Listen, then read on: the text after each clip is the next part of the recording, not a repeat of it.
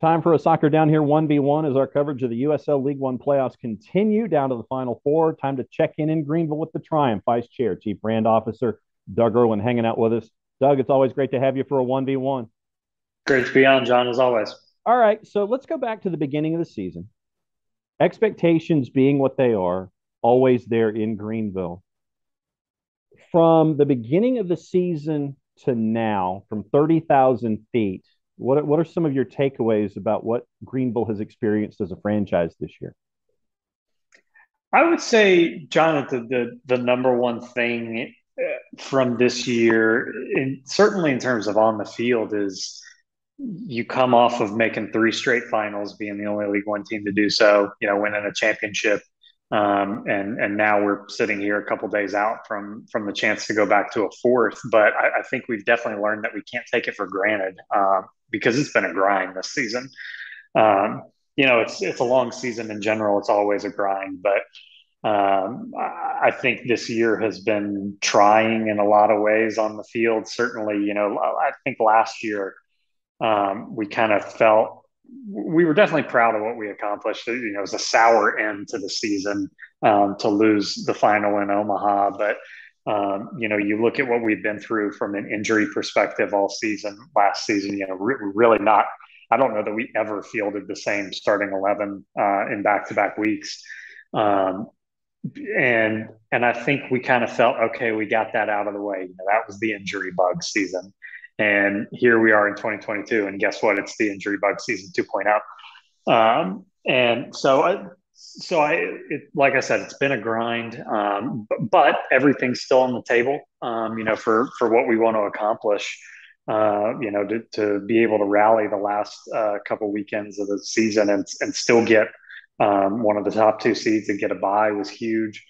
And then I think off the field too, it's been a season that has had some of our highest highs in our 4 years.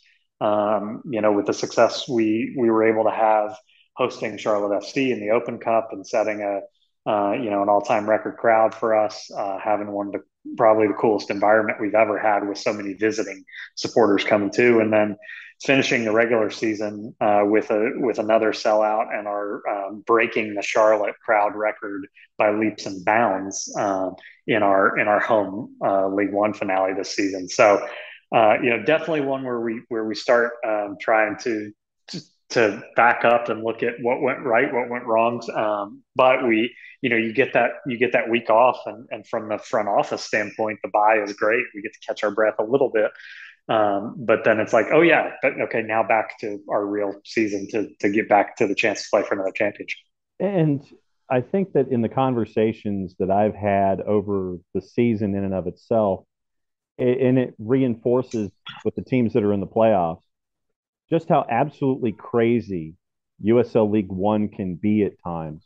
Because, and this is a point that I've made with other front office folks and things like that, where if you play three matches in say an 8 day period, which isn't out of the norm, where you go weekend, midweek, weekend, and you have a good run in an 8 day period, you could go from eighth or ninth and you could go to second or third. But at Yeah, the same time, conversely, if you stumble in three matches in 8 days, then it absolutely gets flushed and you go from second to eighth or ninth and you're having to rebuild all over again. And I think it speaks to the overall competitiveness in USL League One and just how crazy it can get sometimes. yeah, there's no question.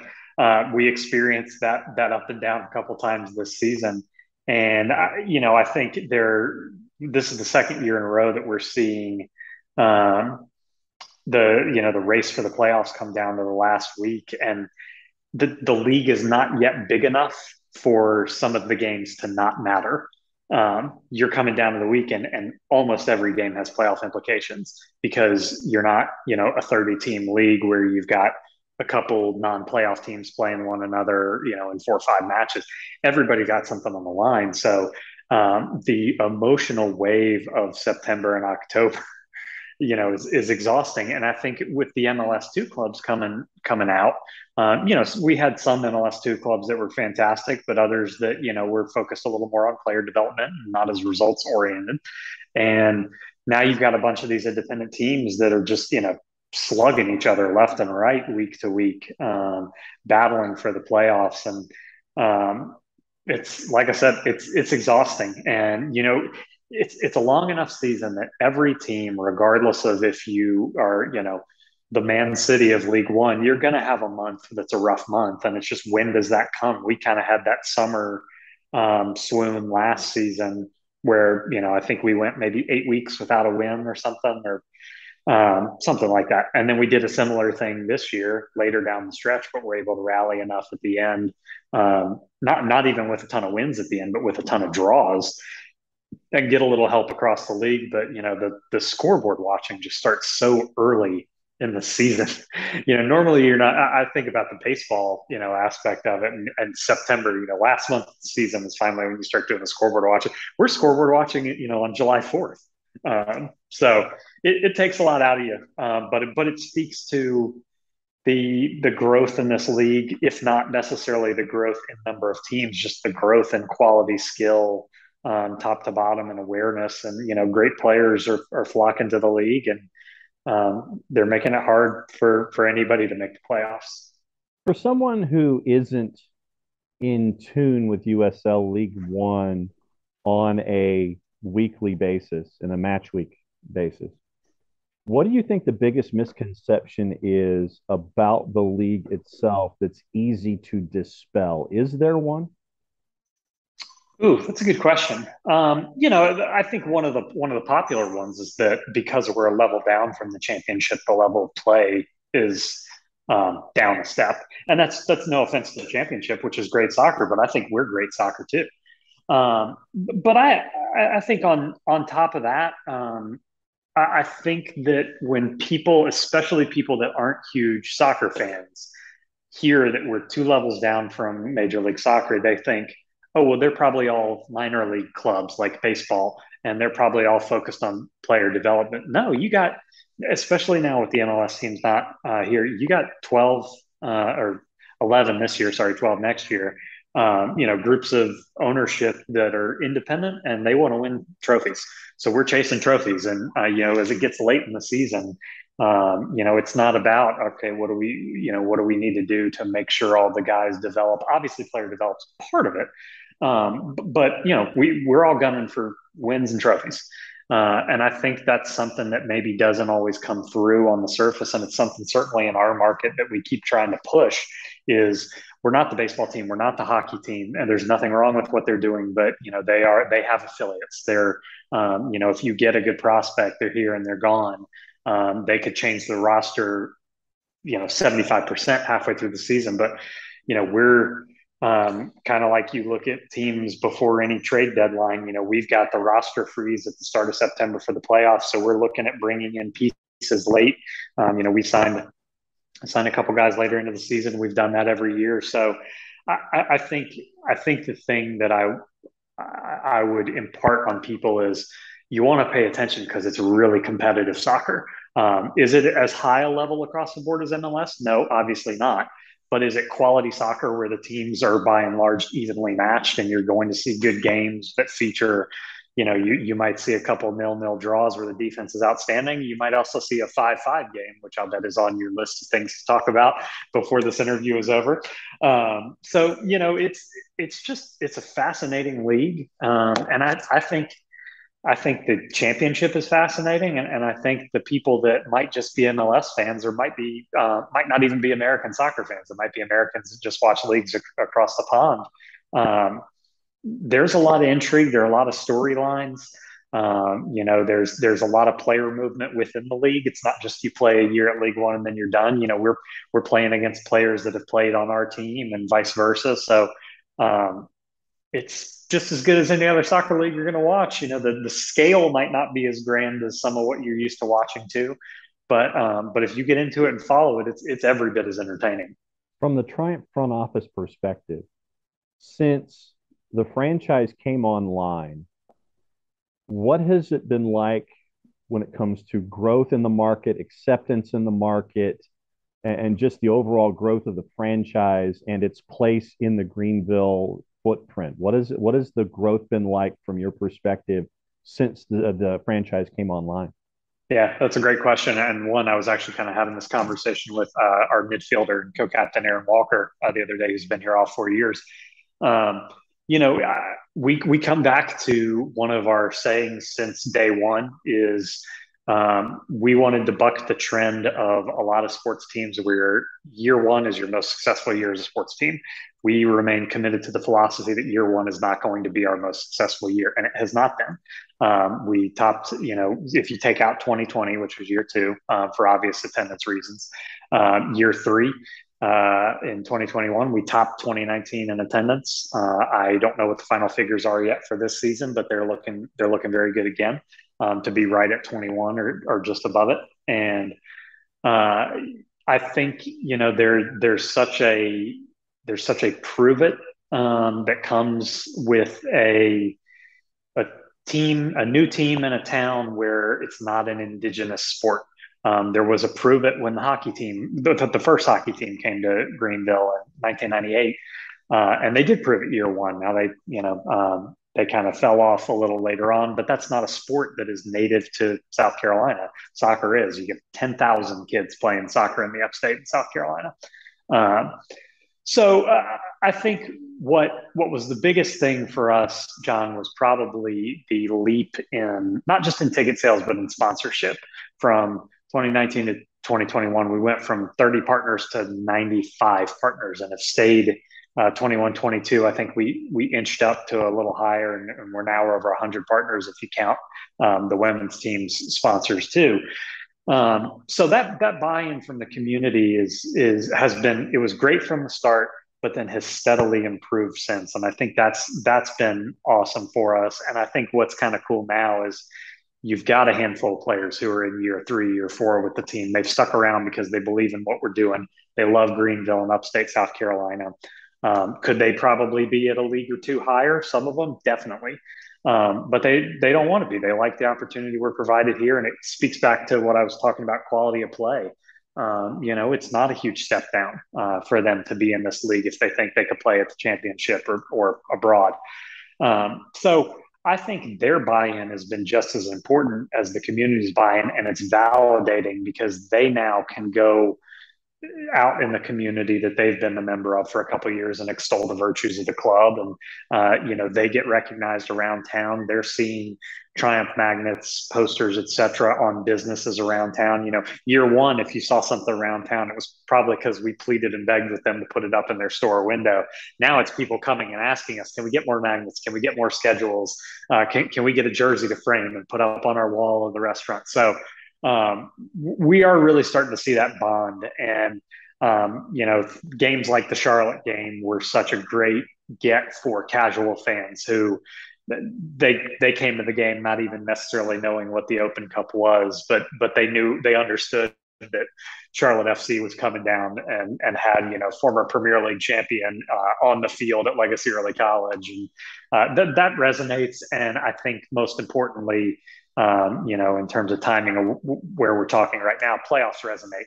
Doesn't matter what sport it is. If you read in the paper, see on the news that there's a Greenville sports team competing for a championship, that's gonna get the attention of casual sports fans in the upstate. And at the same time, you mentioned continuity to be able to continue growth. One of the other folks that's been a constant through all of this has been John Harkes, the head coach. And when you have that kind of a drawing card from the beginning, it's because of the novelty of that name. Now it's because of the consistency of the results and what he's been able to help build on the field and be a part of the community off it that I think has helped to be part and parcel to all of that too. Yeah, exactly. When we hired John, we obviously wanted to make a splash and get a name that brought some credibility and got people's attention and would help set us up for success in the short term. That was important. But the other reason we hired John, and the main reason we hired him, was his vision. And his vision was not a 1 year, let's go get a coach that people have heard of and have a year of success. John talked the same thing about year one's not going to be our most successful year. He brings the talent, credibility, work ethic that gets the players, that we need to be able to compete for a championship year in and year out. John believes in this city. He believes in what we're doing. John knows the constraints we're working in. We're not the team with the biggest budget in the league, certainly. We're not the team in the shiniest, newest stadium yet. Um, but but John knows how important the fan support and the community and the culture is, and he knows that if we have that on the field, it's going to translate to the front office and the fan base. And if we have it in that kind of support in the front office and the fan base, it's going to translate to what he's doing on the field.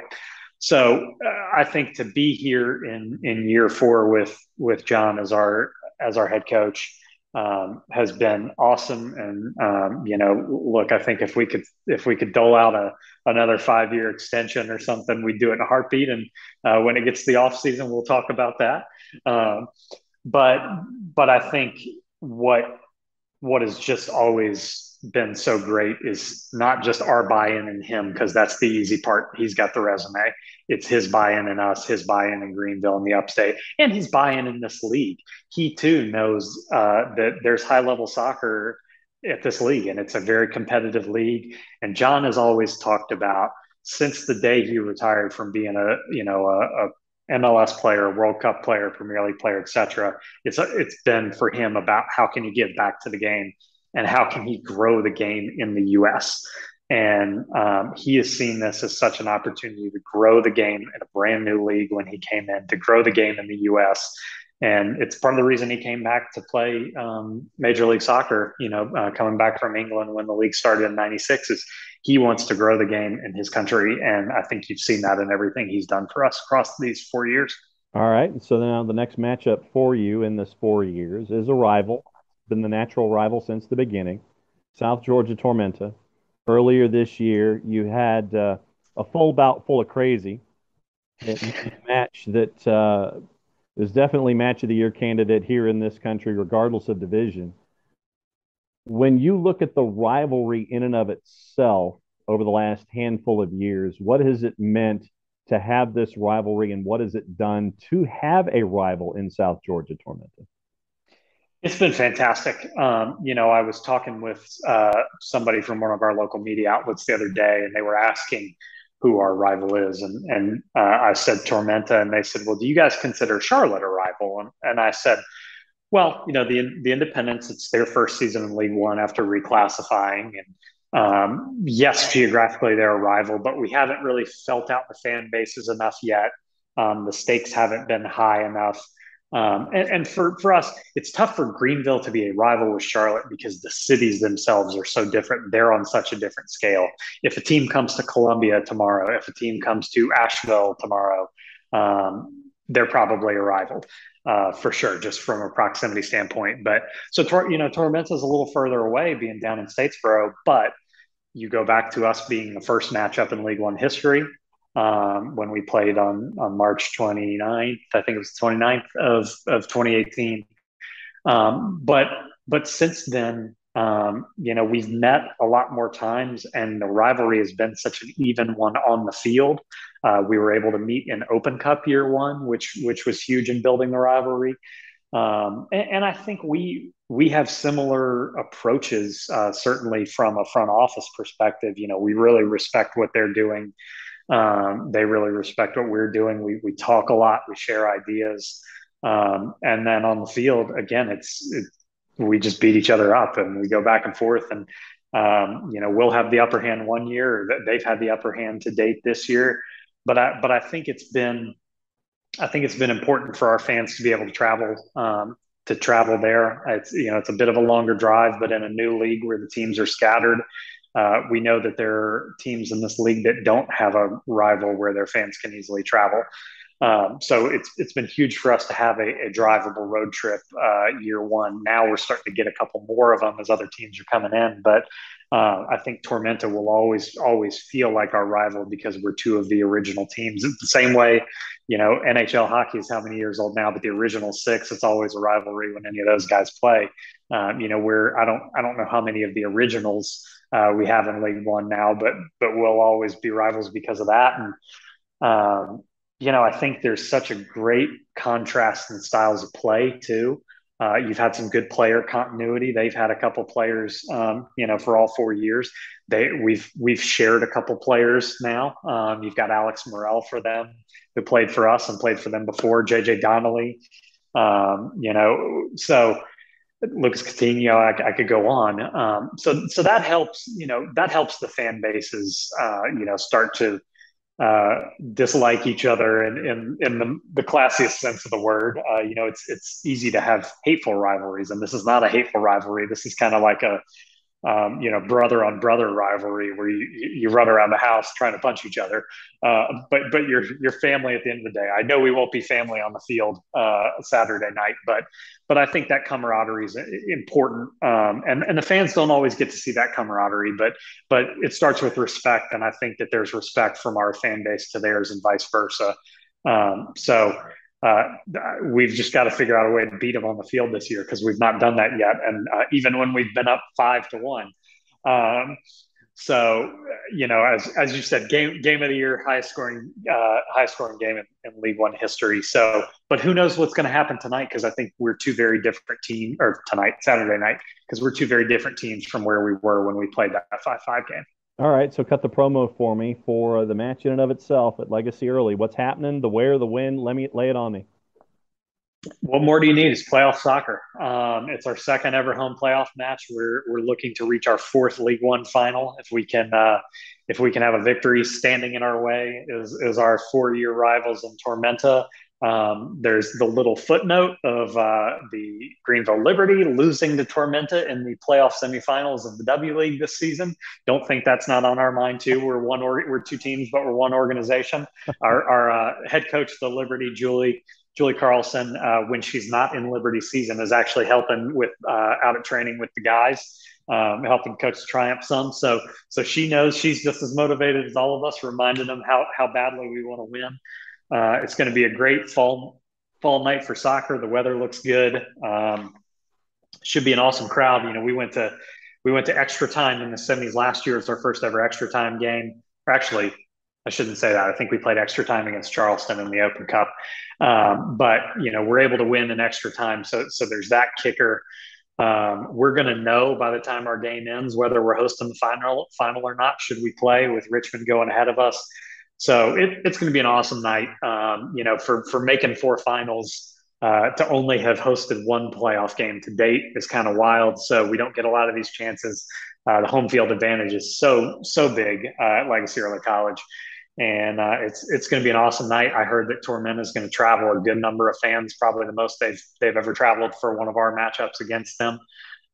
So they always ask, can they bring drums? Can they bring flags? And I'm like, of course, because that's the one thing we learned from the Open Cup and having Charlotte FC down was when the away fans bring some atmosphere, environment of their own. That's what pushes our fans and supporters to the next level. So we encourage that within reason from the visiting fans. So it's going to be an awesome night, an awesome environment for soccer. Doug Erwin, Vice Chair, Chief Brand Officer, Greenville Triumph, getting ready for the Final Four in the USL League One with the match against South Georgia coming up this weekend. Doug, it's always great to catch up with you and get to know what's going on and get the update with everything with the Triumph. We'll watch this weekend and find out what happens as 4 turns into 2. Thanks for hanging out for a 1v1. Thanks, John.